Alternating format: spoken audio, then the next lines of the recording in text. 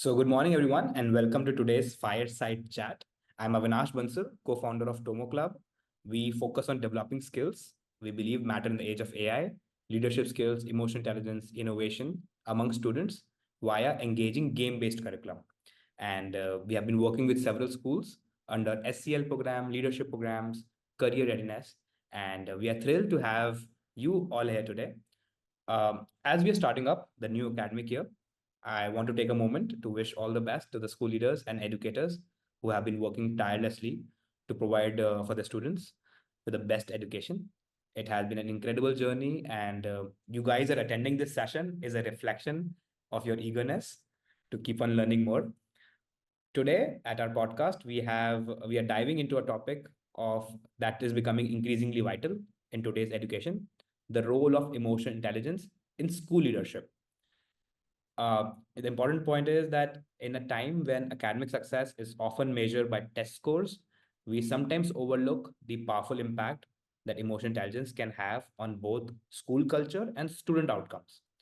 Today, we will explore how school leaders who understand and apply emotional intelligence can not only create a more supportive and effective environment for the staff and students, but also drive significant growth.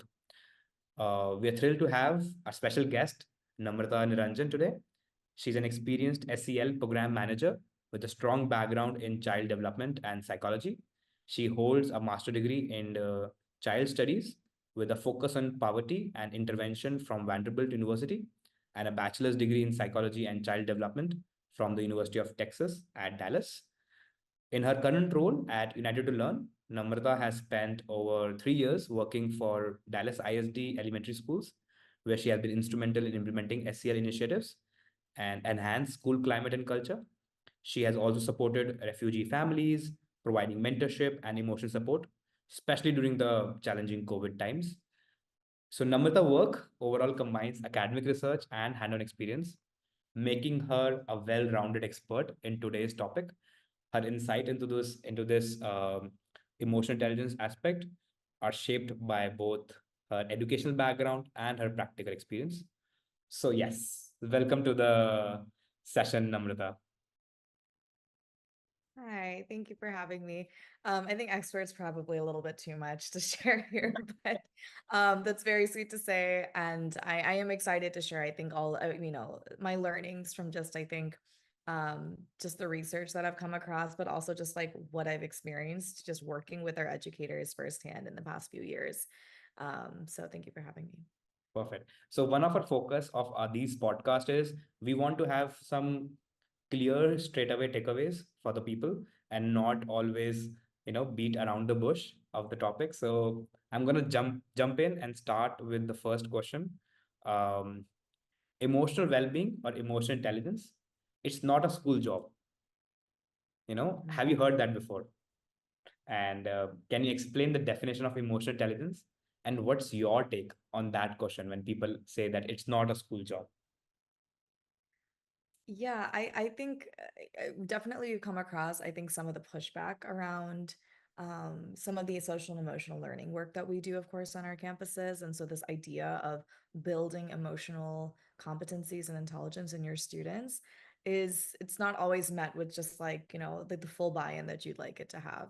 And I think some of the pushback also comes from, not just from within the school community, of course, but just the greater community comes from parents and families and just people who are, I Yeah. think, I will say, coming from a place of maybe just not fully understanding also what emotional intelligence really references. And so, um, but yeah, going back to your question, I think, with that pushback in mind, I feel like um, this is such a critical skill that we have to build in our students. We have to build in our educators. I think I've seen firsthand the difference between when a school leader has a high level of emotional intelligence and how that affects the way that they move, the way that they engage with their staff and engage with their communities versus not. And so just speaking to that, I feel like we need to be able to recognize just that relevance and what that looks like for our campus and what that means for our students at the end of the day. I know that there's also just like, so much pushback that comes from parents in particular, and not being a parent myself, of course, I want to be super respectful of that, of course, where that comes from. But I also think from the conversations I've had with parents when I work with the students in my past experiences in out of school settings, I think it really does come from a place of fear. I'm just not fully recognizing what does Mhm. that mean? What does this mean for my students? Why are they not teaching my students? Is this taking away from, of course, the core subjects that we want to be able to Yeah. impart and the knowledge that we want our students to imbibe? Versus is that taking away that time for me to my child to learn that? And this is also something I can teach them at home. Like, why are we talking about it in a school setting? So I think there's probably a little bit of that disconnect and understanding the relevance of when we're talking about emotional intelligence in a school, it really is as a foundation for Mm. that greater learning to happen, right? And it's just getting our parents and getting our community, and I think that it involves everyone in a child's life to buy into that factor of emotions are essential to learning, right? Right. So we want our students to recognize how to express their emotions, how to navigate those emotions, how to interact with the people around them in a way that's going to support and be supportive of their learning experience. No. I think I went a little off of your question here, but yeah. No, but I understand. See, you know that there is a um, there is a major chunk of people who supports that these skills should be a part of school curriculum, and there's a Mhm. major section which doesn't support that. But then, how did you choose sides? How did you? Okay, this is a reflection on your journey as well of where you are. How did you choose that you want to work in this domain? If you can reflect from Mhm. Yeah, absolutely. I don't I think I fell into this field. I don't think, it's kind of for any Harry Potter fans, it's like the wand chooses the wizard. Um, okay. I truly feel like it sort of chose me because I've come from a background where I grew up going to human value education classes on the weekend. So I also will say I think that was also probably a lot of my background experience and the way that I've it shaped my funds of knowledge and the way that I view the world. But psychology even was not something I had considered going into my higher studies. It was something I was trying out. And so once I realized that was something I was really interested in, I just started following into going into the research, going into more of child development because I realized like, our children are our future, right? We have to start from our little learners and Mm. really develop those foundational skills from that age. And Yeah. so it took me from recognizing that in my undergrad and then even entering my graduate program at Vanderbilt. I did not walk into it thinking, oh, I'm going to do SEL. I had no idea actually, which in retrospect, you probably shouldn't do when you're Mhm. entering a graduate program. You should know a little Mhm. bit more about what you'd like to do in life. But I had a great advisor and I had a great program where it allows me the flexibility to really think through my options and explore the field even more. And that's how I came across even just this terminology. And I think this field itself, it's only about 30 years running. It's rooted in a lot of a history of child developmental research. It's rooted in positive youth development. It's rooted in prevention science. So there is backing to this, but SEL especially is something that is only about 30 years up and off the ground. But within Yeah. those 30 years, we've made such strides in the research and implementation and recognizing the impact that an appropriate intervention can make. So for my particular journey, I think that was really what drew me in and recognizing that I wanted to affect students. I wanted us to make sure our students are growing up to be uh, having that, well-rounded, holistic sort of Yeah. development and be hopefully very emotionally competent people at the end of the day. And so SEL just found me, I think, and now I'm just fully into it and recognizing and I have the opportunity now after I graduated to work with at my current company where I do get to run a lot of workshopping and I get to work with amazing colleagues. And we also get to work very, very closely with school leaders and educators and counselors and the people who are on the ground and Mhm. working, very, very um, tirelessly to make sure our students are succeeding at the end of the day, but they themselves are also enduring so much that we're trying to, work hand in hand with them to support them as well. Because our adult SEL skills are foundational, right, to student success and to their skills as well. Right. So a lot of my current work also revolves around that and recognizing that for our students to succeed, our adults have to be in a really good place to make that happen. And sometimes they are just not. Yeah. Oh, absolutely. No, Yeah. okay. Whatever you say that you fell into it, I think it was something already inside you, because Mhm. unless you won't have worked that much in this industry. But I'm glad things came together, and we found you found the right place in this space. Okay, I'm gonna bring up the second most controversial statement that I have heard, that talking about or teaching about emotions will make my child soft and not ready for the hard outside world. I'm pretty sure you have also heard this statement. Mhm. And as you work with a lot of school leaders, counselors, how should a school leader manage such opinions? You mentioned about the importance of it, right? But at the same time, there will be such kind of opinions.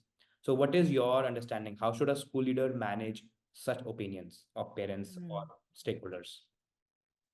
Yeah, no, it's a great question. And I do think that is unfortunately like just part of the misunderstanding about what even why are we doing this, right? I Mm. think soft skills definitely has this indication or this implication Yeah. that it's not as important as what a hard skill might look like. But Mhm. again, I think what I was sharing earlier, these competencies that we're trying to build up, and it's foundational, right? It's essential to developing. I mean, in any sort of technical job, you can have the technical skills, you can have the know-how to coordinate this or coordinate that, or have the organizational capability, but you also have to have the self-awareness to recognize what you need to do to get the job done. You also need the social awareness to be able to work with other people in that job because you can't be working alone either. Yeah. And all of these skills that we reference when we talk about this field, I mean, they all level up and interact with each other.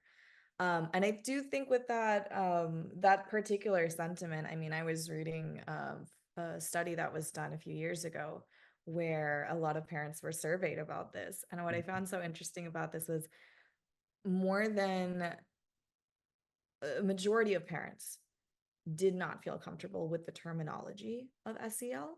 They did Mhm. not find that that was something they didn't feel comfortable with, like what it like they it just didn't resonate. And I think it's also probably due to the fact that it's an increasingly politicized term as well. And so Yeah. that's also where some of that understanding might come from. But conversely, I think also a majority of the parents, when they took that term out of it, when they took that phrase out of it, they also identified very strongly with a lot of tenets of what SEL is supposed to be about, right? So they recognize that, well, yeah, I want my child to learn how to set and achieve goals. I want them to be able to approach a challenge in a positive way. I want them to be able to manage their frustrations appropriately. And they like ticked all of these boxes. They Mm. agreed with all the sentiments, but they didn't agree with the terminology. So I Yeah. would say to any school leaders who are probably dealing with a similar, maybe your school community, maybe your parent community is struggling to really buy into this concept, right? Because I also recognize that, some schools are really trying to make those strides with explicit SEL curriculum. And so with that comes some pushback on, okay, again, what is this expectation now for my students, for my child to have to go to school and do this, morning meeting or whatever, or do this like part of the day where they could be doing, practicing their math instead, right?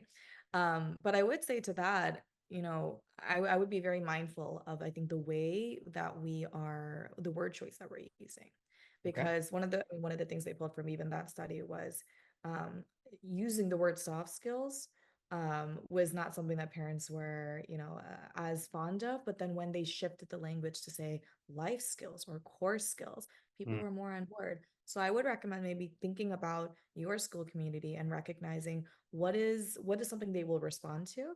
And I Right. don't think it's, of course, misnomering what Mhm. those competencies are. I think you should, there's a balance there. Don't completely change the term to say this is something completely different. We don't want to do that. We don't want to misrepresent what we're trying to do either. But recognize what is something, can this language be culturally informed? Can this language be accessible? Right. So if the word self-regulation is maybe too much of a jargon type word for your words, is self-control. maybe a better way to represent that skill that you're trying to build up. And I think the second thing to that point is bringing the adults into that conversation, of course. Mm-hmm. I think, we work with a district where, um, and no shame, no, nothing against this district. I think they're doing amazing work, but Yeah. I feel like some of the conversations we end up having with school leaders is very much so recognizing that there's a lot of things, a lot of decisions that are being made from a top-down approach that are just out of their control, even as a principal, as a administrator, as a AP on their campus. And so they are just handed curriculum. They are just handed these decisions that are being made without their recognition, right? And so Right. when you're considering your parent community, I think you at least though, as a school leader, have that ability to include them in the conversation and don't just hand them the similar decisions that you've made, right, without consideration, just the same way that that's been done to you. Right. And so I think that's also the reasoning why something like emotional intelligence has to start from the top, Right. because you have such power. I think it can feel like you are the middle manager, I would say, right, of managing your particular school community, but then also recognizing all the expectations, all the data that how you're supposed to be, leveling back up to the district and speaking back up to your superiors. And so I recognize that I think school leaders have such a difficult job in navigating those expectations. Right.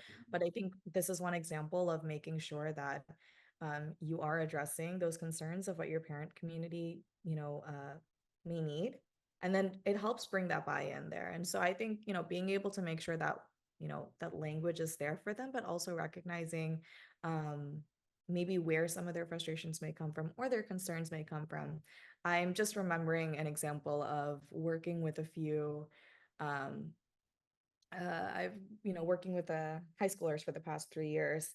And I had one or two parents reach out and say like, hey, can you talk to them about like college readiness? And I was like, well, this particular course that these high schoolers in is a value-based character education program, for example, right? It's relating back to their positive youth development. So we're teaching a lot of SEL competencies. It's not necessarily the focus of that course, Right. but I was like, that's fine. I mean, I understand this is your concern for your student. What I'm teaching your students is college readiness, if you think about it, because I'm talking to them about how they manage their stress.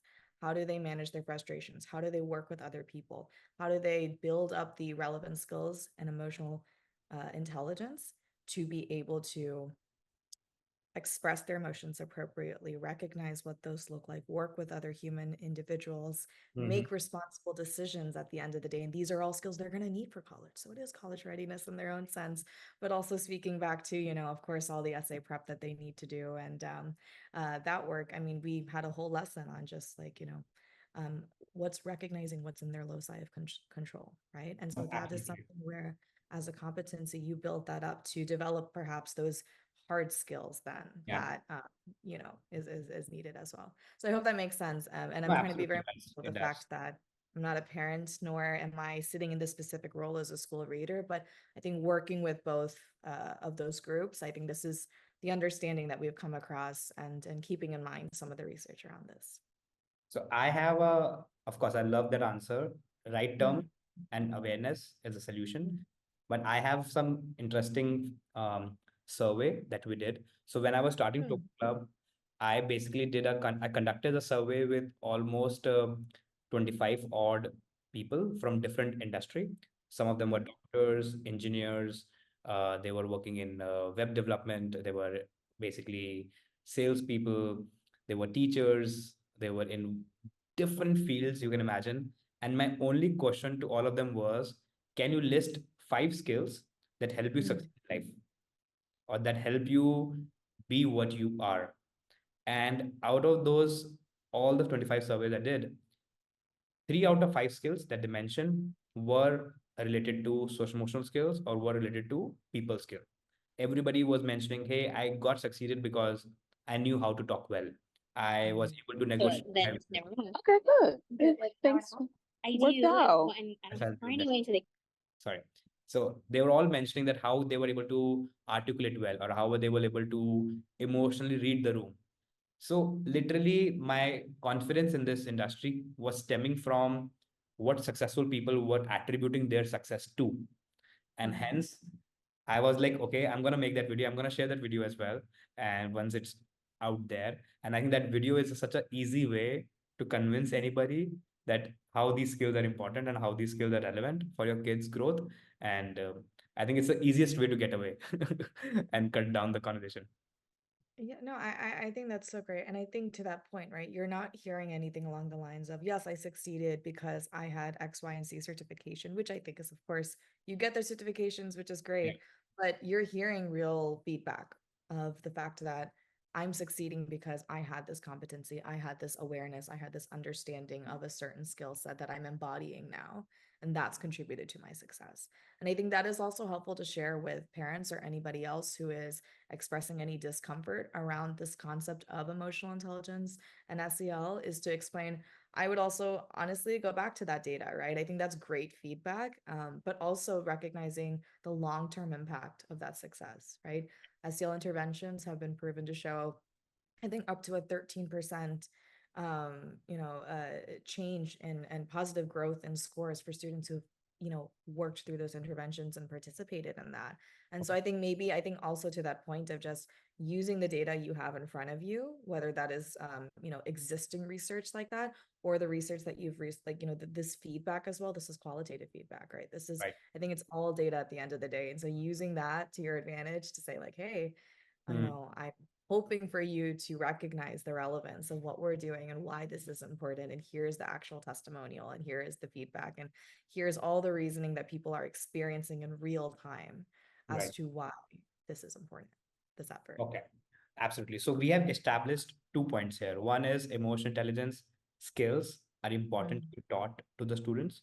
And second is the school leadership and the staff also need to upskill themselves before they Absolutely. can start to teach the kids. So what's the way forward? How, and like if a school leader is convinced with the hypothesis, with the statements, with the explanation we just did, what's the next step for them? How they can go about upskilling them, upskilling their staff, and then maybe introducing programs for the students. Mm-hmm. Yeah, I think I'm a firm believer of change has to start within yourself first. So Yeah. I think my first step for school leaders is truly to take that internal look and develop that self-awareness, right? Mhm. Recognizing what skills that we probably are really great and maybe need some improvement are on. I feel like one of the things that we encourage our principals to do when we're working with, and not just principals, I should say, just any of our educators that participate in our workshops that we work with, we always tell them, be an emotion scientist. And this is something we've actually shared in a lot of our content, is to really take a minute, be a scientist, dig deep into yourself and recognize, why am I experiencing this emotion? Where is this rooted from? My colleague shared this really beautiful sentiment to me the other day too, which is that, for example, if you're experiencing anger or frustration to something, anger in particular is a secondary emotion, right? So there's always a preceding emotion that is there before you experience that anger. So that's really one great example of, if I'm experiencing frustration due to X, Y, and Z, really, maybe I have this meeting on my calendar and it's with my executive director, and I'm going into this meeting already upset. I'm already like, what is going on? What is causing this distress for me? Yeah. Is it knowing that they're going to ask me all of these database questions? Is it knowing that I had, 3, 4, 5 things happen on my campus, even leading up to this, right? That's caused me to feel this way. And so I think I would recommend, I think as a step one, is to really, really dig deep, be an emotion scientist, recognize why we are experiencing something, and recognizing what that trigger is. Um, we talk a lot about stress and the stress cycle as well in some of our content. And so something I've learned, I think, through my own experience, but also in just, how we've had these conversations flow out with some of our educators, is we're not always cognizant of why we're feeling something. And I think we never close a stress cycle. And so that is to say, our stress in particular takes form in a way that we experience a trigger, Hmm. we react to that trigger, we have this increase in cortisol, we experience the stress around this event, and then we just go about the rest of our day. And then we experience the next trigger and we experience even more stress, even more cortisol, even being raised because of this. And then we keep going and we never close what's called a stress cycle. So we never recognize, one, how are we going to decompress from this event, or two, recognize that this is my trigger. How am I going to avoid this trigger moving forward if I have the capacity to do so? Or B, develop my own protective mechanism or factor to mitigate this response that I'm going to have because of this trigger. And so I think that is like a really, really key factor for our school leaders, but also just anybody who is looking to improve upon and practice more emotional intelligence, just to be that emotion scientist. And I did not coin this term. Dr. Mark Brackett did coin this term. He's the leader of the ruler method. And so I'm a fan of that particular phrasing. But then two, like we said, so I think this is step one, right? And I think it also speaks to the fact that to build this type of self-awareness and to practice this towards like being more emotionally competent and being more emotionally intelligent is a form of us, of self-leadership, right? We cannot lead others if we do not lead ourselves first. And so that goes, I think, as a general blanket statement for anybody who is looking to develop themselves as a leader as well. This is crucial for your leadership experience. Be, have that self-awareness, be emotionally intelligent. And then I think then it levels out to when you're bringing those, this focus then to your campus team, for example, right? How can you encourage them to also do the same? So SEL now, at least, which is really great, is that there's so much explicit intervention surrounding this. There's so much explicit adult training around this. But I also think there's a lot of space for this curriculum to be implicit as well, right? I think there's hidden curriculum within a school campus that affects the school culture. And I don't think that is, and I think when we think about the nuances of a school culture, it is, we talk about our motto, the motto of the school, the values. We talk about, the specific, the values that we want our students to build out, or the house system, and all of these very, very explicit, tangible ways of expressing a culture or experiencing a culture. But there's a very hidden culture that's part of that. And it starts, again, I would say, from our adults, from our leadership. And so if you are wanting, for example, to build a culture of care, a culture of compassion, a culture of respect, for example, how are you engaging with your staff? How are you engaging with others outside of your staff trainings, outside of those meetings, outside of those moments, official moments that you have set aside, to be compassionate, to be respectful, to move forward that needle towards that culture of care that you're trying to get at, right? Because I think also, I will just say, and I'll wrap up my thoughts here. But I think if you're also, I know, and just to make this make a little bit more sense, when you're trying to move this needle forward, yes, the training is great. You want those, very explicit tenets expressed that you want to be able to have your staff be emotionally intelligent, have them be competent, have them then embody that for their students. But it also doesn't end once the training is complete, right? It has to be something that you follow up with as a leader, and encourage your staff to recognize in themselves, and also take ownership of, is what I would say. So really developing that ownership is really what I would highlight here, and empowering them to do so. Yeah. No, absolutely. I think ownership is definitely important. And I think you started with the best thing, self-awareness. So first you quit, you know, start improving yourself and then the staff. And that's how the flow has to be there. But are there any specific training programs or any resources that you know or that you would recommend for developing emotional intelligence in school settings? Yeah. I would say, I mean, there's a lot of, it depends on the tool that you're looking into. I mean, there's a lot of first and foremost evaluative tools. Harvard themselves has, I think, 4 different emotional intelligence evaluative techniques. And so if anyone's looking for a great place to start, I would recommend that as a resource. But I also would say, in looking at some of these training programs, to really be mindful of how that is going to reflect your school community, and how that's going to be reflect how you would like that to reflect the culture of your campus, and how you can integrate that within your culture. So at this moment, I'm going to say I don't know if I can, immediately share one or two, like, like Mhm.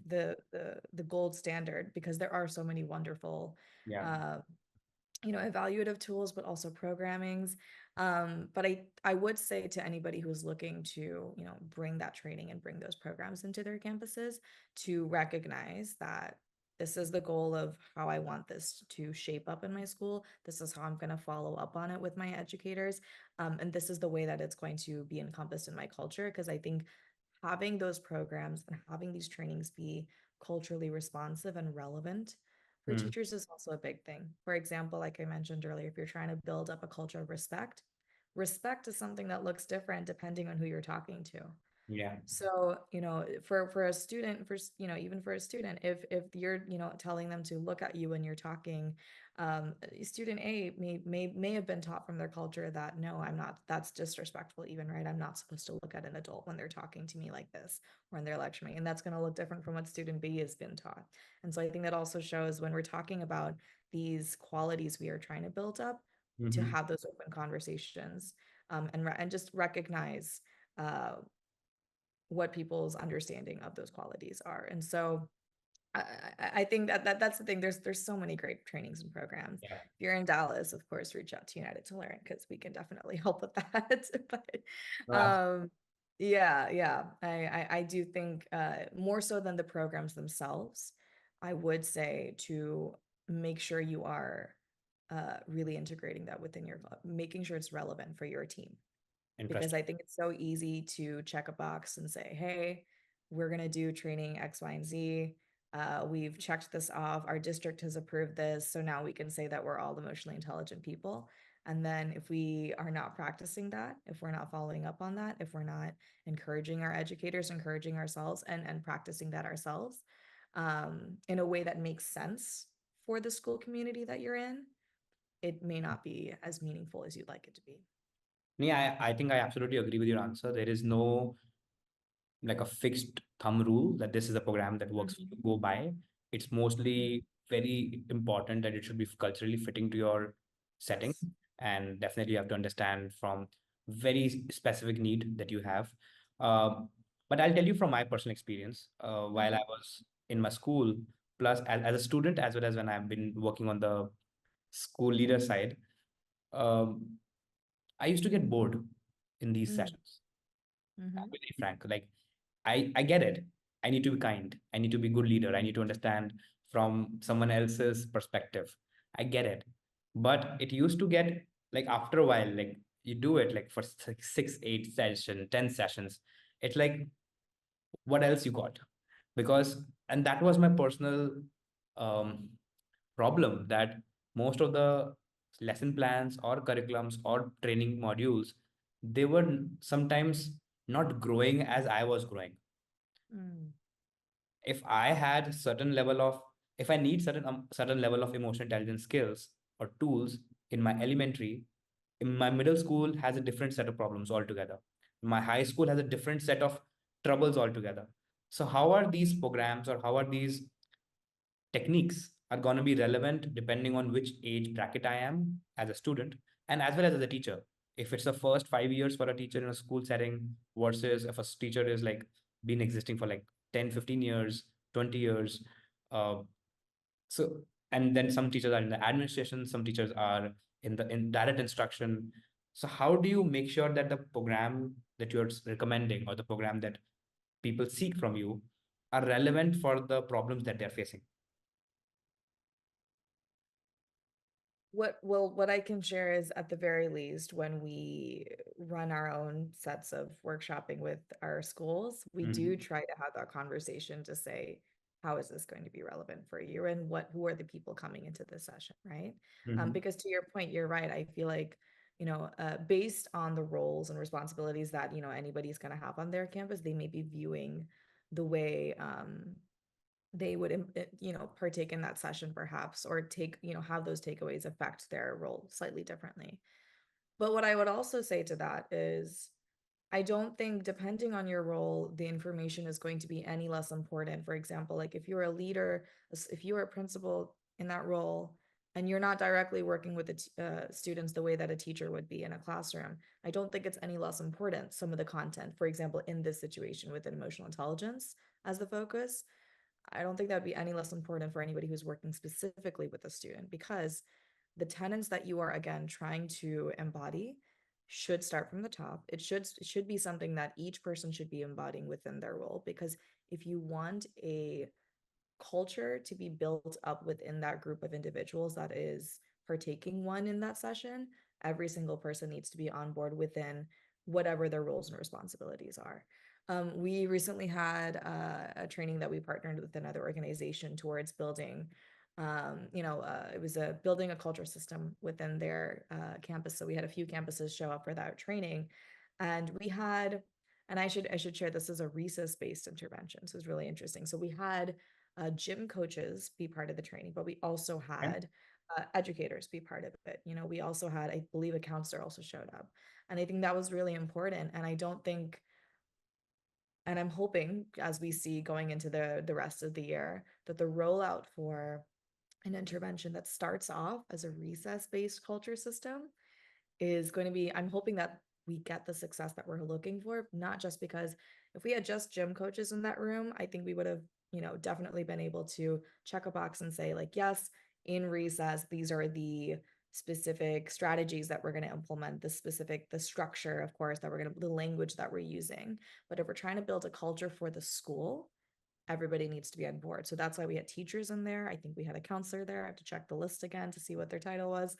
But because that language, again, that's going to be used is not going to be used just in one setting, right? You want that to perpetuate Yeah. throughout this campus, right? So at all levels, in all age levels, but also, levels of employment as well is what I'm thinking of, and the fields that you have. So a gym teacher should not be saying something any different than what a classroom teacher will be Yeah. also, Exactly. re-embellishing in their lessons as well, right? And so that's the way I would say you would hope for a strong Mhm. campus culture to be built up, because we're using the same language, we have the same buy-in to the same curriculum, Yeah. uh, and we're all motivated to making sure that our students, of course, are experiencing the same lessons across the campus culture. And I hope that's addressing your question. I'm trying to make It sure is that I'm addressing my addressing that question. the best way. Yeah. No, absolutely. I think it is addressing my question to a certain degree Mm, because it is a big problem which we are all trying to solve for. mm-hmm. It's not obvious out there, that how can a program keep on be relevant throughout the age bracket. But yeah, but okay. Now my next, I want to drive towards the impact on the performance, the school performance. Have you seen, like, in what ways can emotion intelligent leadership impact student outcome? We know that, academic performance or attendance or behavior issues, we Mm-hmm. do see a qualitative correlation just from a common sense point of view. But Mm-hmm. if you can share your experience on how you have seen those things impacted. Yeah, I think I'm reflecting back on just some of the conversations we've had with school leaders in the past few years. Um, and for some reason, the immediate discussion that I remember having was with one school principal from a few years back, who I just remember we were visiting the campus. We were visiting one of the rooms that they had hoped to use as a uh, you know a SEL specific space. So they were thinking about using that space as a reset room. I remember we were walking that campus, and that particular school leader gets some sort of notification on their walkie-talkie. And their immediate response was barking down that walkie-talkie at whoever the poor soul was on the other end. But just really giving it to them. And my Okay. colleague and I just kind of looked at each other and I'm like, okay. But Awkward. then they went back to having like a very pleasant conversation with us because we were the guests on that campus at that time. And Okay. when I was reflecting back and thinking, um, I would hate to catch this person in a bad mood. This is what, like, I assume a good day is looking like. I don't know what a bad day would look like. And Wow. I couldn't help but empathize a little bit with their staff at that moment, because I was like, man, if that was the treatment that I received on the regular Mhm. from a manager, from my leader, I would hate to be there. I would hate to be in that space. And I'm hoping that um and that campus, to that point, I think for more than one reason, but in reflecting back on this, I'm wondering how much this had an impact on the high rate of teacher turnover they experienced that year. You Yeah. know, and so going back to that, this idea of the impact of emotional intelligence, right? We've addressed this idea of self-awareness, but it also levels out to the way that we are interacting with other people, the way that we show up for our staff, the way that we communicate with people, the way that we develop relationships, develop connections with other people. And I was just thinking, and so for example, in this situation, I'm wondering how much of um that level of emotional intelligence played into this leadership style that this particular school leader had, and the way that they showed up for and interacted with their staff. Because it's such a high turnover rate that year, I couldn't help but feel just a little sorry for some people there. And that is nothing to take away from how I know how effective of a school leader they were really attempting to be. And I think that is one thing, though, again, to keep in mind. If you're trying to be an effective school leader, this is where emotional intelligence comes into, right? Emotional intelligence makes you an effective, not just like a manager, not just getting the job done at the end of the day, but in terms of being a leader, leading yourselves and leading other people in a way that they will respond to, and will appreciate. And so I think that's really where I feel like you're going to see the impacts of emotional intelligence on leadership and on the way that it affects your school outcomes at the end of the day, right? Yeah. And I'm thinking conversely, though, too, I feel like some great examples of emotional intelligence I've experienced in observing this in some of our school leaders, but also just in my own life. And the qualities those people have, they are very um, not just self-aware, not just and still driven, but also empathetic, nurturing, cognizant of where other people are, what they're going through, trying to be there for them, but also being very firm in their own beliefs, and firm in just the ways that they communicate things as well. And I think I also want to, I feel like I should also highlight, I think one of the other qualities I feel like I've observed in these situations, Yeah. at least with one or two people, that's coming to mind is humility as well. And I don't think that is addressed as much in this concept of leadership or being a good leader. As much as I feel like I don't hear about it as much, but I do feel like that is a really, really great indicator of being emotionally intelligent. Is, can I be a humble leader? Can I listen more effectively? Can I take feedback well? Can I inspire a great team? Or can I, make sure people are feeling heard and seen in the way that I would hope to as well? Right. Yeah. So how can I, as a leader, develop that for other people, and so that they feel like they're going to want to, you know, um, show up for work at the end of the day? I think you have like given the ultimate answer to this question, because Okay. like Great. literally if the staff itself, they are not motivated, they are not feeling I would say connected to the school environment, then every other metric is never gonna work. I remember there was a major ad campaign by a recruitment website like monster.com, back in the day, when they identified the biggest reason that people switch jobs was because of the dislike with their managers. It was less regarding pay grade, it was less regarding timings and everything else. It was mostly the managerial problems. So you are absolutely bang on with that part, that if the emotional intelligence thing is not developed by the leaderships in the Mhm. beginning, they will not be able to retain their staff. And Absolutely. that is going to hurt the school goals, the student outcomes, much more than anything else. Because Absolutely. like while I growing up, I could feel that there was a stability in my teachers. They were the same faces that I'm seeing every day. If I see different faces, I remember whenever there used to be a substitute teachers, who used to show up in between, nobody used to study because they're like, we want our old teacher back. And even Yeah. if he was away for like a week, it was like a mess.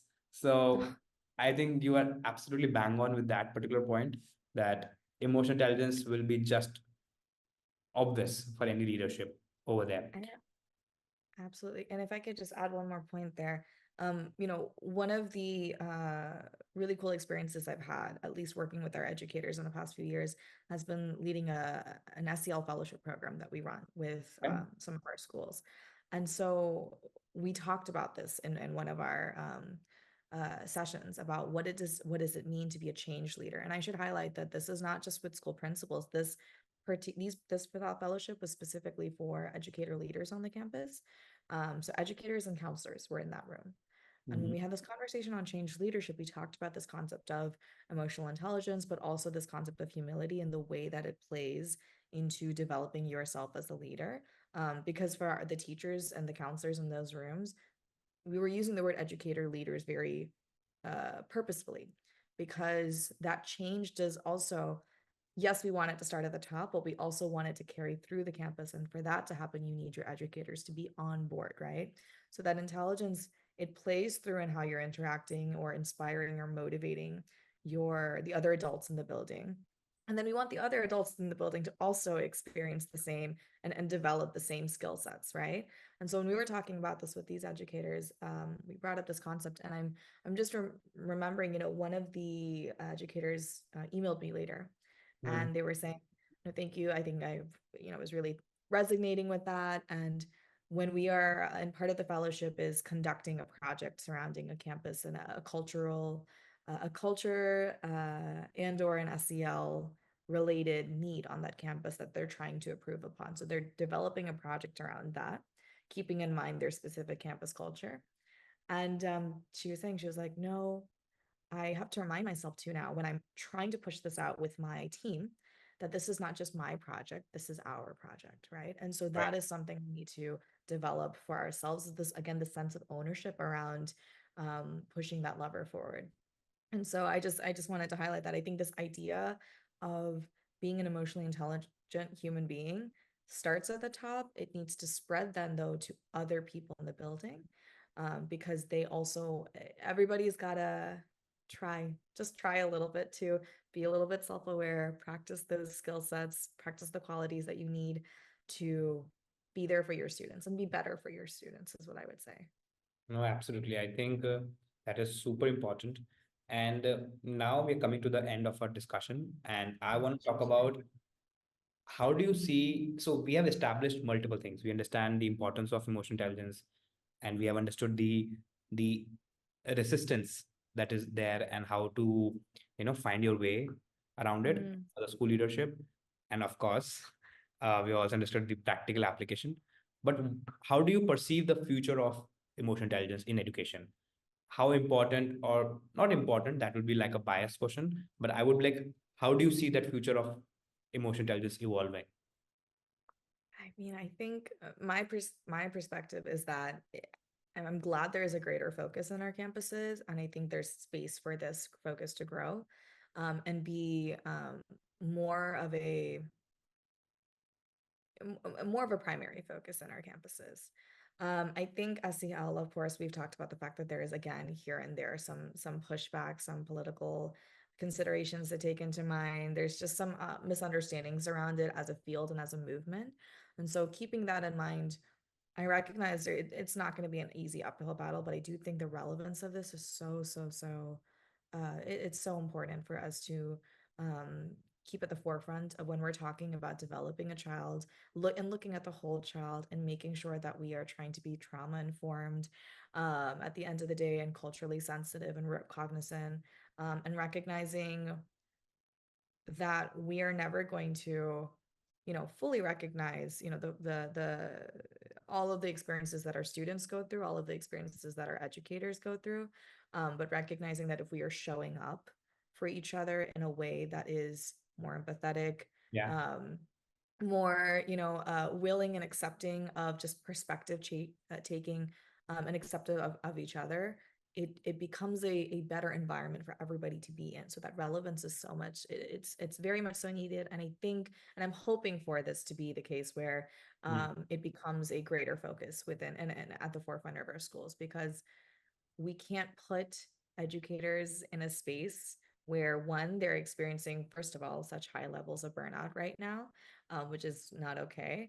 And then they're working with young minds at the end of the day, and we can't put human beings in an environment that is not supportive to them and their own well-being, and expecting them to then turn around and be their best self and their best the best instructor at the end of the day. And I think it goes, again, going back up to our school leaders, that focus also has to be there specifically for them as well.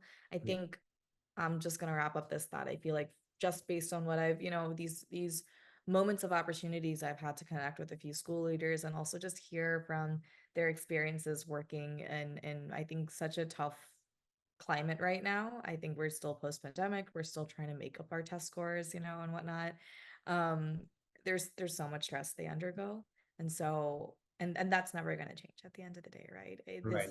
is a field where there's always going to be that expectation. There's always going to be a little bit of that pressure, as much as we, hate to really recognize that or admit. But that emotional intelligence is going to be, I would hope to be such a protective factor against the experience of burnout, the experience of navigating what that pressure looks like and how we experience it, right? Mm-hmm. No, absolutely. I have a huge, like a lot of positive um, predictions around emotional intelligence in the overall school concepts. So first of all, I think AI tutors are going to increase, and That'll be very interesting. then there has to be a combination of which AI tutor is better from the emotional intelligence point of view. So let's say if there are a school which has employed, let's say, 5 AI tutors, and then the school is kind of measuring an emotional quotient of those AI tutors with the students.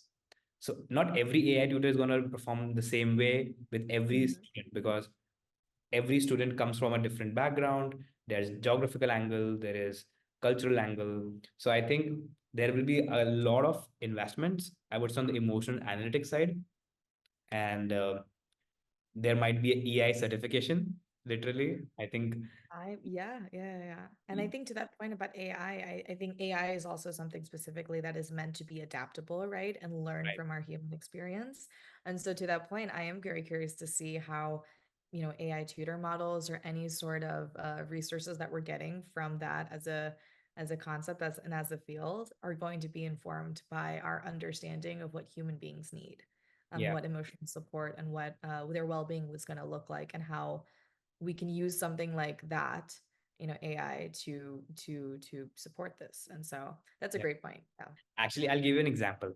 So let's say if I am an AI tutor, if I'm a student and I'm talking to an AI, and I tell the AI, hey, I didn't get the concept. Can you explain me again? The AI Mm, tutor will do. If I say it again, and if I say it 50 times, the AI tutor will never get, I would say, irritated, and it will mm, still keep on answering me, trying to be better. But that's not the point. Most students in the world, they don't tell their problems so explicitly. The beautiful part about teaching is how you implicitly understand the student's emotion. So maybe if I'm being taught by an AI tutor, I can say, yeah, I get it. And I try to move on. Can AI tutor actually understand my problem and still get an answer when I'm not explicit? I think the emotional quotient there is something which will be huge in the coming days, and a lot of educators themselves. So when I look at the workforce, I don't see there's a threat to a workforce. I think the workforce needs to level up themselves. And when I say level up, just like they do Excel certification, or they do iReady certification, or they do Apple certifications for education, I think there's a huge chance that there can be an emotional intelligence certification, uh, where every teacher, irrespective that they had a background in psychology or don't have a background in psychology, they end up still doing a quick 3 months, 6 months curriculum or a course, and that can give them a certification. I think that is something which I've envisioned in the EI space, competing with AI. And yeah, mm. I am pretty positive about this space. I think it's going to be quite interesting to see. And I'm so curious to see how that turns out specifically with AI, right? Yeah. And to that point, I do feel like, for there to be certifications, I think that's wonderful. And I'm hoping for, and I hope to see this lever being pushed forward through that explicit, those conversations that we are having with each other. And this is within education, but also as a society for us to really prioritize something like emotional intelligence even more, right? Because once we have that greater community push for it and recognition for the relevance of being an emotionally intelligent human being and how that does play into our jobs, our roles, the way that we experience or interact with each other as society, I do hope for that to be a greater conversation, right? And so Yeah. I'm like, we'll see how that plays into AI. We'll see how that plays into whatever the next wave of technology or whatever is coming through. But yeah, I do agree, and I'm excited to see that lever push forward. No, absolutely. Thank you so much for this discussion. I think Really. this was fantastic. And yeah, any closing remarks that you have?